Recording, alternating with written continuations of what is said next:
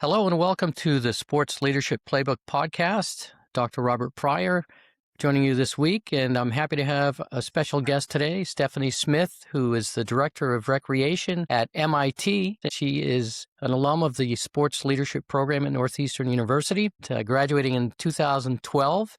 She's had a really interesting career working on the recreation side of athletics. Great. Thank you, Dr. Pryor. So nice to see you. Thanks for having me. Thank you, Stephanie.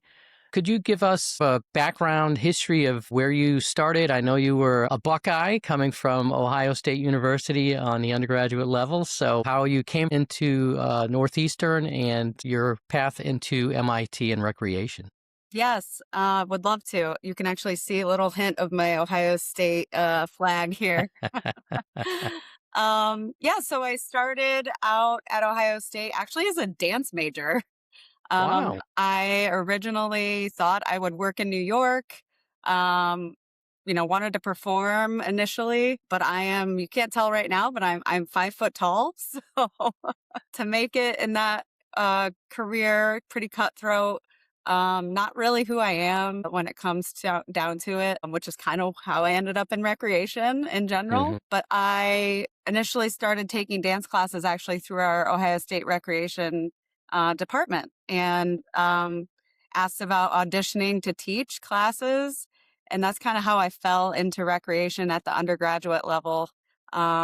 Switched majors a couple of times, ended up finishing my undergraduate degree in our allied medical area with a wellness degree, really focused on like health promotion. But what I loved and what I was passionate about was recreation, and quickly learned that you could actually have a career working specifically on a college campus and working with students in the community all around improving health, competing at the club sport level, competing within your university setting and intramurals. So really providing kind of the non-academic outlet for people. And it's really something that people are like choosing to participate in. Especially looking at the difference between varsity athletics and, collegiate recreation. So I actually ended up staying an extra year at Ohio State to finish my degree only because the new rec center was opening. So I hope my parents aren't listening to this, but it allowed me to take some additional classes. I got a minor in women's studies and dance and then nutrition. So it really did like open up some different areas for me in terms of my education. But yeah, I was able to be part of an opening of, Big Ten recreation facility that is still, looked upon as like one of the top rec facilities in the country. Not surprising at Ohio State, but I quickly learned that I really wanted to work in recreation. And at the time, I wanted to move anywhere that I could get a job. And so I applied at Washington State, Arizona, MIT, think of University in Florida. And I really wanted to focus on fitness. So I started looking at the group fitness positions. And I got an interview at MIT, came out here to Cambridge, and actually was offered the job during my interview. So I don't know if they were just that desperate or Or that impressed. or that impressed. But I moved here after a couple months in Europe, did like a bit of a trip during the summertime, and then moved here right after undergrad. And I was the assistant fitness director right off the bat, which I think looking back was, a really wonderful opportunity for me coming out of undergrad without having a grad degree yet. Um, so that's kind of how I started in recreation. And then I actually found the sports leadership program a few years later after really realizing that this higher education, sports, and leadership were really like the combination of things that I wanted to focus on long term in my career, which is why I kind of waited till, worked for a couple of years before going to grad school, which really worked for me. Which was a little different at the time. A lot of people were going directly into GA positions, especially in recreation. So Hmm. it was a little unique of a path. I also found NERSA, which is our National Intramural and Recreational Sports Association. So there's a lot of professional development and networking through that Hmm. association. So I got involved in that, started my sports leadership degree and kind of worked my way into different roles at MIT. So I think that's one thing I would tell, students in the program now is take the initiative, offer to do additional work, kind of stay late, just to broaden your experience so that when the next opportunity comes up, you can jump in and say, I've done that, or I've experienced with that. Um, it might be a little bit more work on the front end, but I've been able to kind of work my way up within the Department of Athletics, serving on our executive team here. Now, I guess 20 years later, which I think is also a little bit unique that I've stayed within one university. But I've had, like I said, different opportunities, whether it's through our member services team, aquatics, marketing, and now I oversee all of the club sports intramurals. And what another piece of uniqueness at MIT is that we also serve as a community center for the rest of the academic faculty, alumni, and the greater Cambridge community. So we have about 4,500 non-student members, in addition to our 11,000 students. So it sounds like a big job, Stephanie. Athletics side of things with all the sports and student athletes uh, is a small portion of the population when you look at it because the general student population pays student fees, Mhm. and those fees go toward things like the recreation center and the membership there and club sports. So you're probably managing as many students or more students than our student athletes on the athletic side.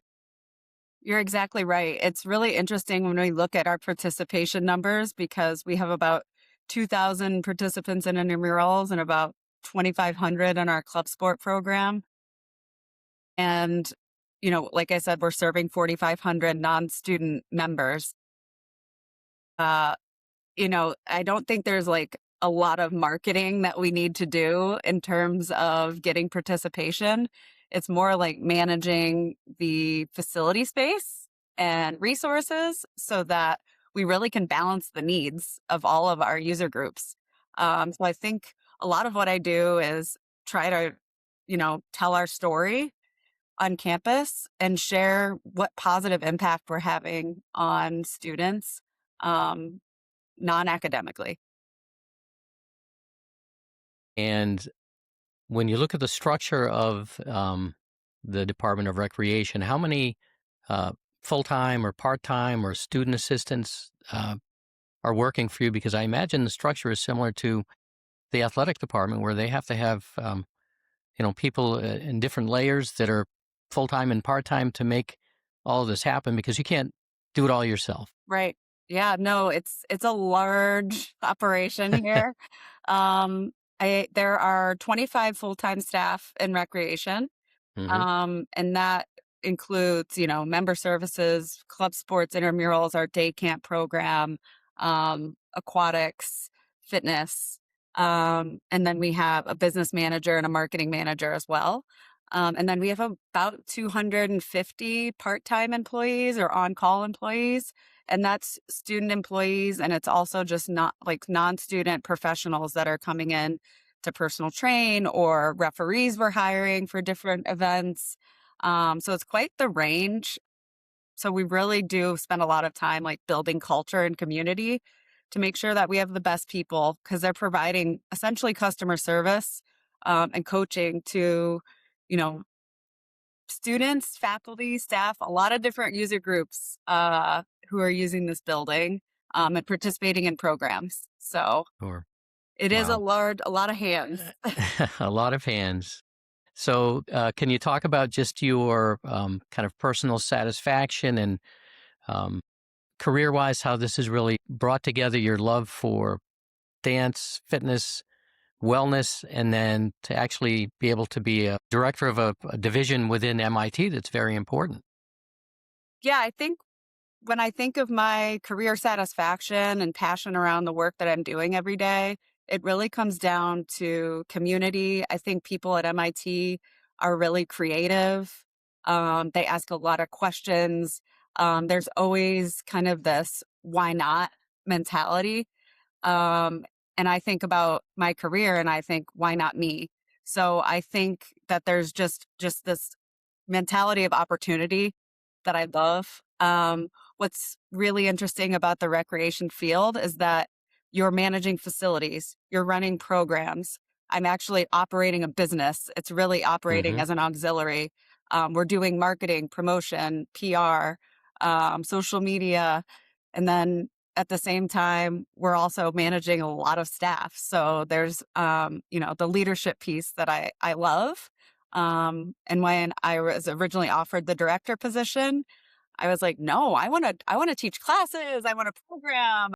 But then I, thought more about it. I'm like, this is actually an opportunity to lead a team and like really serve in a different way, which is really important to me. So I really think about like my leadership philosophy really grounded in like creating a positive experience for all the people we serve, whether that's students, employees, faculty, staff, participants, and my colleagues. So it's a, I consider it like a very important privilege to have this seat. And I think about that a lot when I come into work. Sure, sure. And like any business, customer service is critical. And when people are happy with the service and the experience, they'll come back. And that's, in today's world, that's something that you can't, you can teach that, but it takes training and it takes leadership and encouraging people to be positive and to be aware of what people's needs are so that you avoid any sort of issues or problems down the road. Hmm. So you mentioned NERSA. There's a lot of associations within the recreation sector of sport.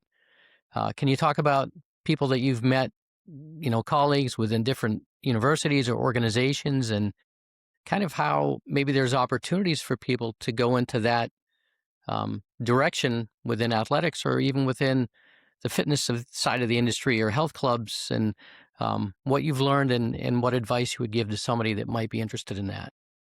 Yeah, it's a great question. NERSA offers a variety of different opportunities, but they're really focused on professional development, networking, and education.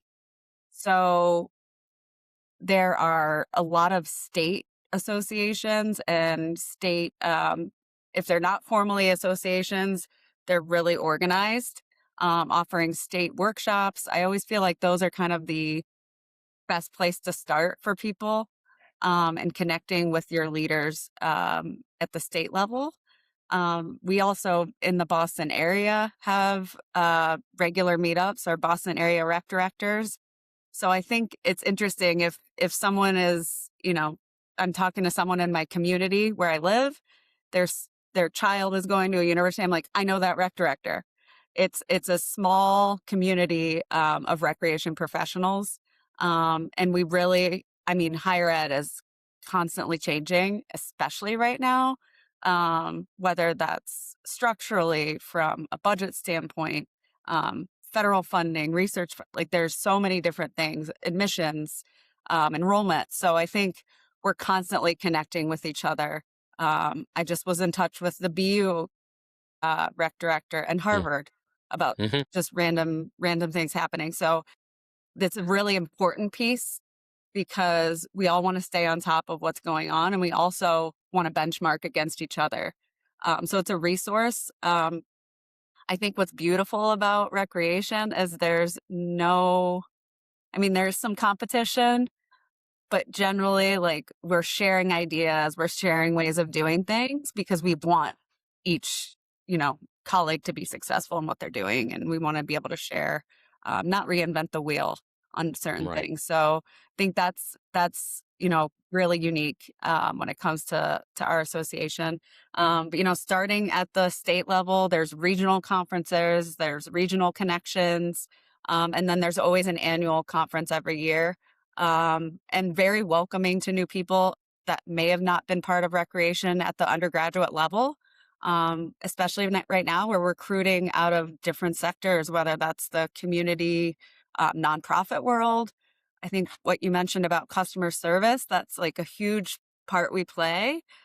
So people that really value movement and community and sport, at the informal level, all the way to that club sport competitive level, that's who we're recruiting. So people that are taking initiative, being able to wear a lot of different hats, Hmm. um, really reliable. So I think, just generally looking into NERSA at either the state, regional, or national level. There has to be a lot of collaboration across campus. You must work closely with student affairs, with athletics.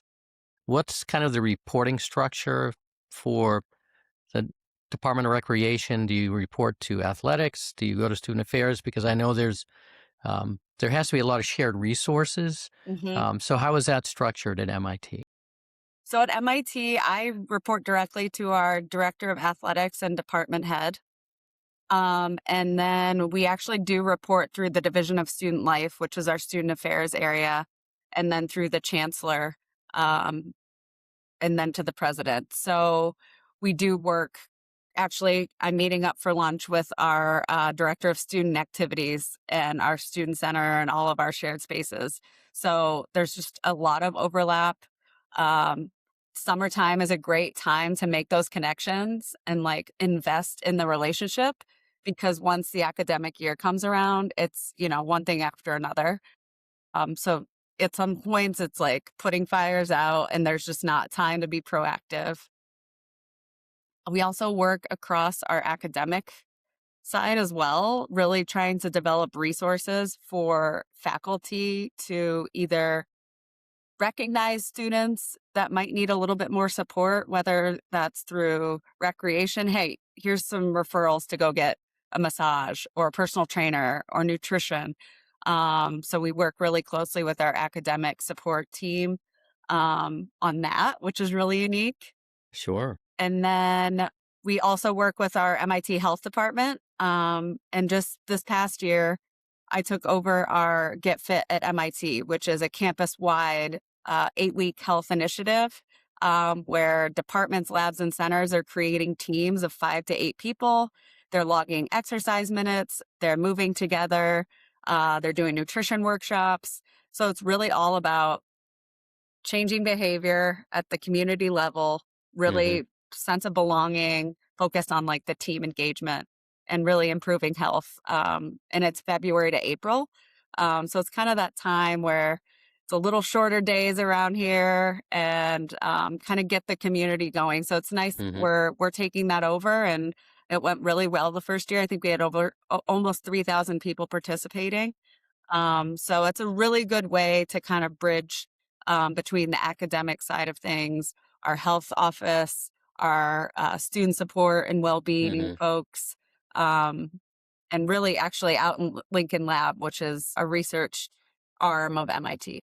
That is interesting because a lot of employees have a health benefit where if they have a membership at a health club, they get a rebate. hmm Maybe it's $100 rebate or so there's incentive to stay healthy and they want their employees to be healthy, not sick and missing work. So it makes sense. That's interesting that you're on the point with that initiative. Yeah, I feel like there's endless opportunity because of the role that we play on campus.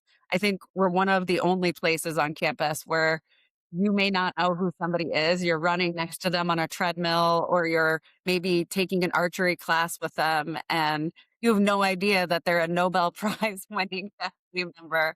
And you might be an undergraduate student. So, I think there's just a ton of opportunity because of the place that we have and the gathering that happens in the space just through movement and recreation.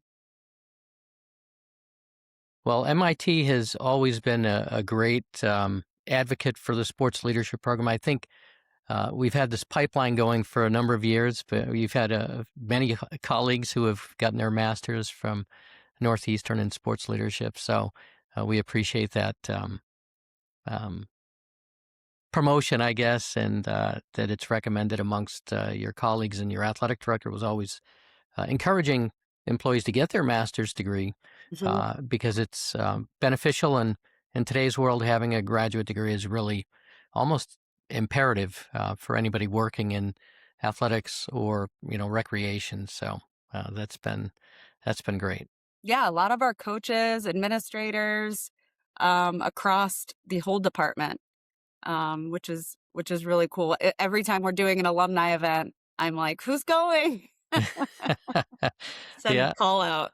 right, right. You guys can all take an Uber together Yeah. or get a ride share. So we're coming close to the end of our time here, but what I wanted to ask you one more thing is, what advice would you give to anybody who's interested in working in sports in any way in general? What would you recommend to them when it comes to finding opportunities and building their network and finding the best fit for them when they really want to work in the industry? I think using LinkedIn is really effective. I've been able to make some professional connections just by really taking a chance, and making that outreach and stay persistent. I think that another piece of advice is I would say do the job that you're in as 100%. I think I heard you say on another one of the podcasts, like you're auditioning for the next role in the job that you're currently in. And I love that because it really hits it home because there's so many opportunities for me to help sponsor people. But if people aren't, you know, showing up every day, like it's the first day of work, it's hard for me to offer that um, opportunity when I see it. So I try to have one-on-one coffee chats with all my staff once a year that are the larger team to make sure that I know what their professional career goals are to help sponsor them and help position them for that next opportunity um, to grow and develop. So I would say, don't be afraid to kind of come outside of your comfort zone, take the chance, kind of have that like, why not me mentality. Mhm. And then also, really do the job that you're in or the internship or whatever that entry level role is, like 100%. Like if it's folding towels in the equipment room, like fold those towels. Like show up every day with the smile on your face, ready to go, because that's when you're going to get recognized for that next opportunity. We've all done that. All of us Right. in these higher level, executive level roles have done that, cleaned the fitness equipment, taught these classes. I'm still teaching right now. Like this is something I'm passionate about and it helps me stay connected at every level. So I think, don't be afraid to continue doing those things that got you into the field initially. Excellent advice. And building a network is important. You've always been willing to speak to our students and to give them advice and pay it forward by always being available and being an ambassador for the program. So I really appreciate that and all you've done for us. So, well, thank you, Stephanie Smith, for joining us on the Sports Leadership Playbook podcast. I appreciate it. And we'll be seeing you down the road here soon this summer for our Summer Institute. But thank you very much. Yes. And it's Thank it's you. been great talking with you. Dr. Robert Pryor signing off, and thank you again for tuning in to the Sports Leadership Playbook podcast.